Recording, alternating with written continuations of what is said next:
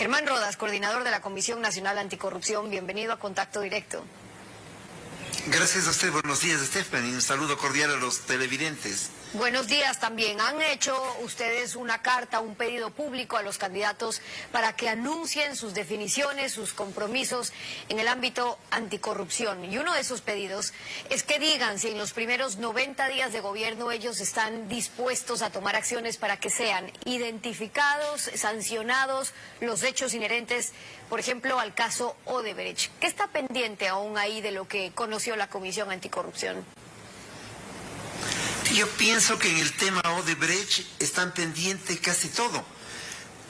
Son aproximadamente 6.500 millones de dólares que ha usado esa empresa en la obra pública en el país, de las cuales, de esos montos, no ha habido claridad evidente sobre cómo se dio ese manejo económico. Lo que queda claro, por el contrario, es que ha habido sobreprecios, ha habido manipulación de los recursos de los ecuatorianos, y frente a ello es indispensable que los candidatos nos digan cómo van a actuar.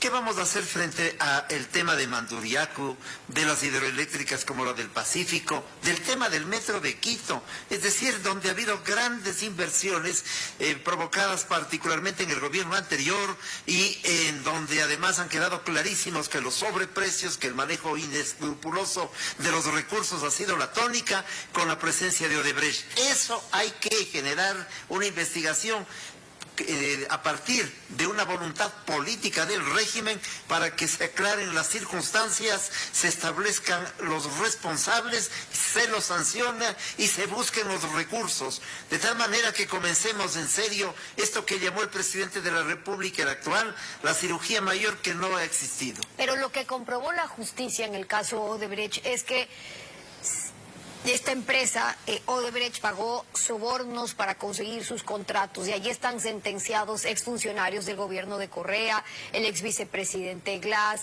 su tío, y por eso le quiero hacer la siguiente pregunta, pero nos están confirmando que tenemos que dar paso brevemente a una cadena nacional. Demos paso a eso cuando son las 7 de la mañana. Regresamos en 2 minutos.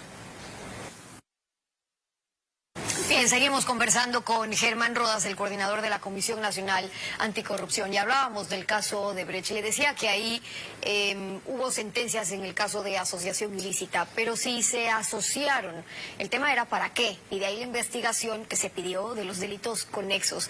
Pero ¿puede esperarse que ambos candidatos tengan interés de destapar otra vez esa olla como para que les estén haciendo ese pedido, o qué esperan? Es que lo que se destapó, como usted señala, es una cosa muy pequeña. La banda delincuencial tiene que responder por al menos 6.000 millones de dólares. Todo el sistema hidroeléctrico del país, los sobreprecios en aquello. De tal manera que hay un punto de partida, pero todavía no hemos avanzado en temas fundamentales. Y puse de ejemplo inclusive el metro de Quito.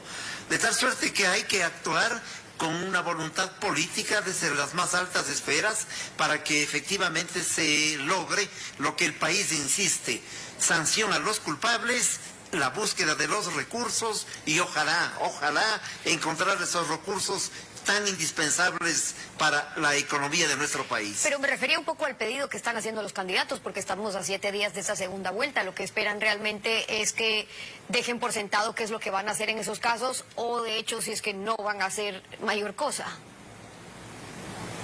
Desde luego, nosotros enviamos esa carta de manera pública hace algún tiempo, insistimos en la primera vuelta. En la primera vuelta 12 candidatos nos señalaron cuáles eran los caminos con los cuales se pensaban trabajar, pero en esta segunda vuelta hemos insistido sobre ese tema y sobre 2 adicionales, el de la deuda externa. ¿Qué está pasando? ¿Qué mismo ocurre? ¿Cuánto debemos? ¿Cómo fueron los mecanismos para contraer esa deuda fundamentalmente? ¿Y de Lazo y de Arauz han recibido respuesta? En esta segunda vuelta no. En la primera vuelta nos contestó el candidato Lazo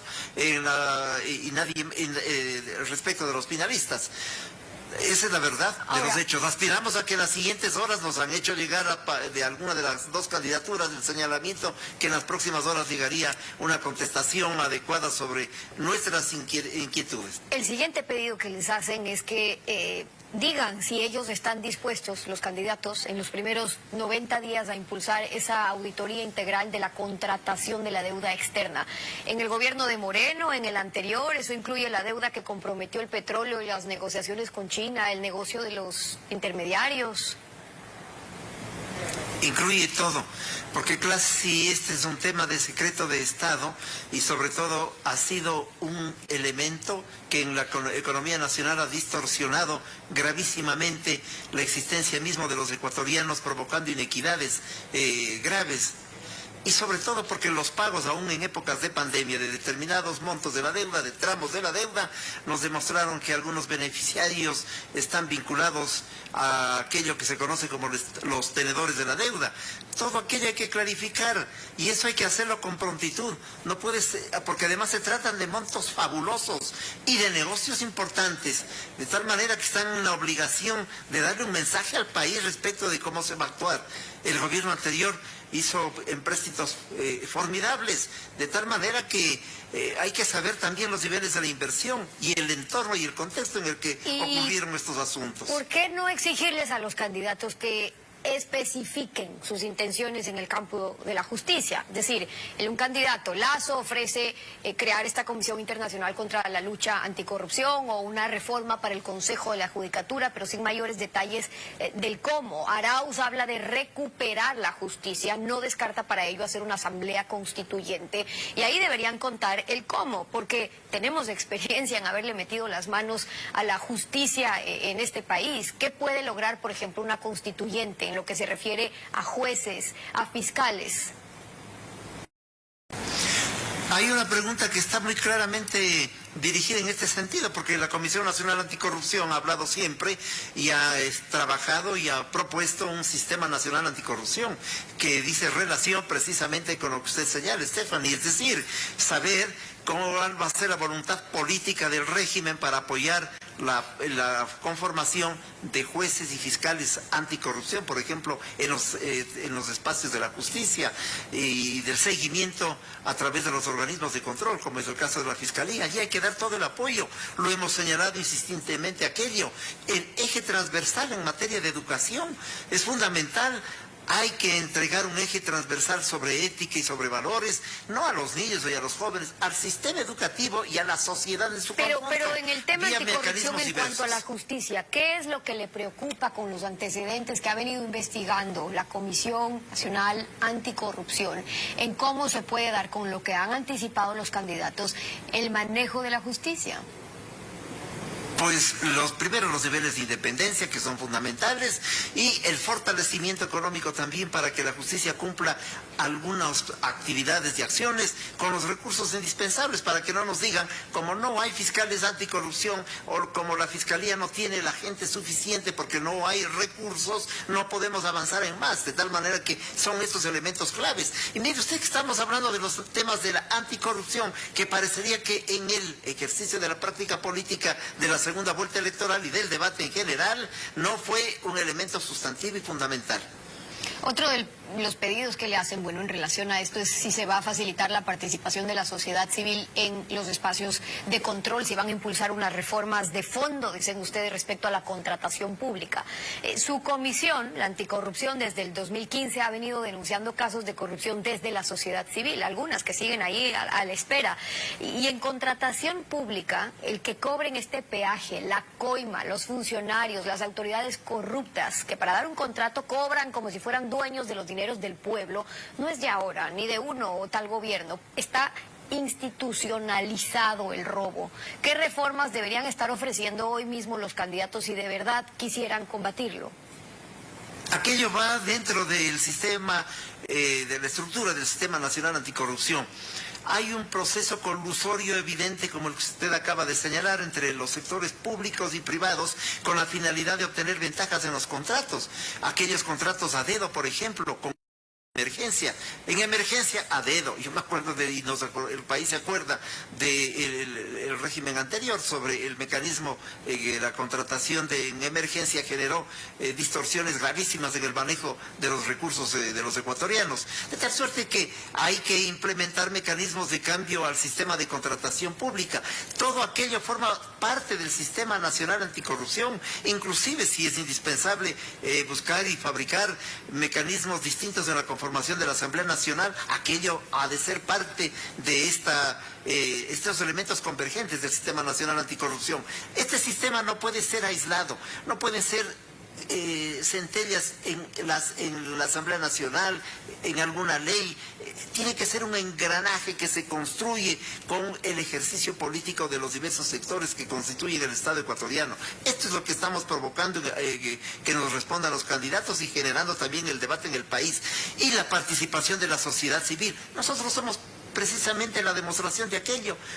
Ecuatorianos designados por colectivos sociales fundamentales del Ecuador, que no tenemos remuneraciones, que hacemos un trabajo de servicio a la comunidad y al país, que cumplimos con voluntad política, que vamos a los organismos de control, que enjuiciamos a aquellos que hay que hacerlo, que denunciamos poniendo los nombres y apellidos de los denunciados, que hemos enfrentado a las réplicas de los delincuentes mediante una serie de juicios y que es contra la comisión y contra miembros de la comisión. De tal suerte que es importante la tarea de la sociedad civil. Por eso lo que le están no se trata solamente de convocarle para el proceso eleccionario. La sociedad civil tiene que estar en los actos fundamentales de la patria. Correcto. ¿Y cómo van a permitir que la sociedad civil pueda participar ahora, para que no quede solo en enunciados, en el cómo es, por ejemplo, si hablamos en el tema de las reformas en la contratación pública, qué reformas puntuales son las que van a impulsar para que vayan aterrizando y el debate no siga en los grandes enunciados? Pero en esa carta pública los candidatos también le están pidiendo desde la comisión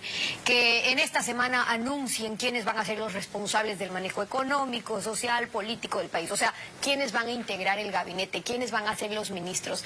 Hay pocos antecedentes de eso, es decir, que anuncien cuál va a ser su gabinete, y es que hay asesores de campaña que nos lo recomiendan, pero otra cosa es que alguno de los, o más bien, ¿creen ustedes que alguno de los candidatos se anime a dar nombres, que la gente sepa con qué equipo va a estar gobernando? ¿Por qué es eso importante?